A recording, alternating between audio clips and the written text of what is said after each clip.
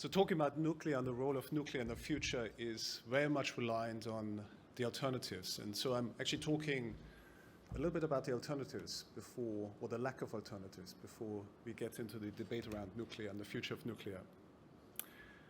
Let's just start with a snapshot of the nuclear industry of today. We're opening less nuclear plants than we're closing today. So over the last 5 years, there have been 41 plants closed and 36 openings. And in 2021, for the first time in 4 decades, the share of nuclear in the electricity generation has dropped below 10%. But nevertheless, nuclear has played an important role in reducing carbon emissions or avoiding carbon emissions since the 1950s. There's an estimated 74 billion of emissions that have been avoided since that period of time. So what does that mean for nuclear in the future? So if you look at the energy trend scenarios that the IEA predicts, and we look at the stated policy scenario, which is just getting us to stabilize carbon emissions over the next years, it's clear that there need to be more ambitious plans and goals to achieve further reductions. So nuclear will have to play a role in this. But let's first look at some of the alternatives, or the lack of alternatives. Why don't we just combine more renewables with more battery storage? The low carbon energy network requires significant amounts of utility scale storage to shift electricity by days and weeks.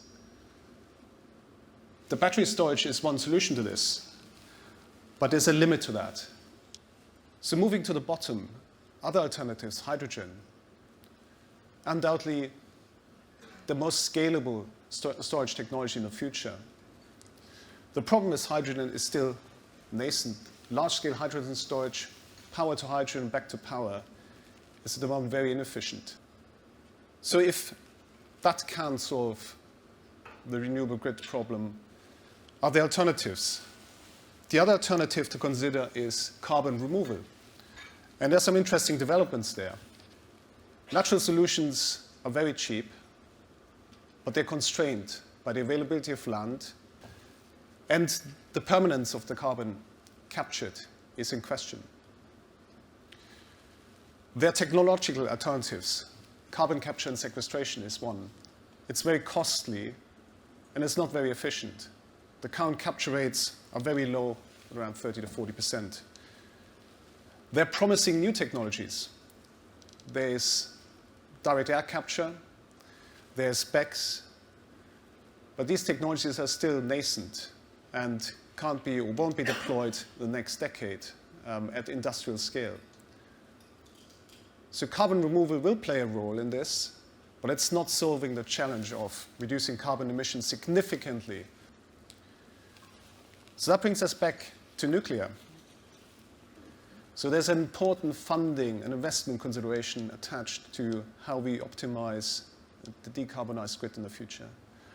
And it's clear dispatchable power from fuels such as nuclear will play an important role in that.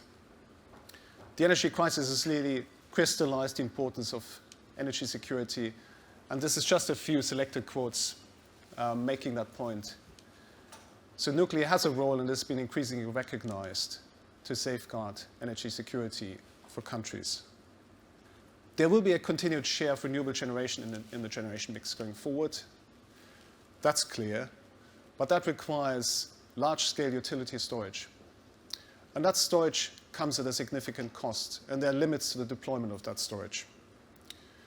Carbon removal will play a role as well, but the technologies that are most promising are still nascent and won't help us significantly in the next 15 years. So that takes us back to nuclear, a proven technology that can be deployed as a green, sustainable energy source. It will provide baseload power. It will enable the production of green hydrogen. And it will address the energy security concerns of countries. Thank you very much, and looking forward to the debate.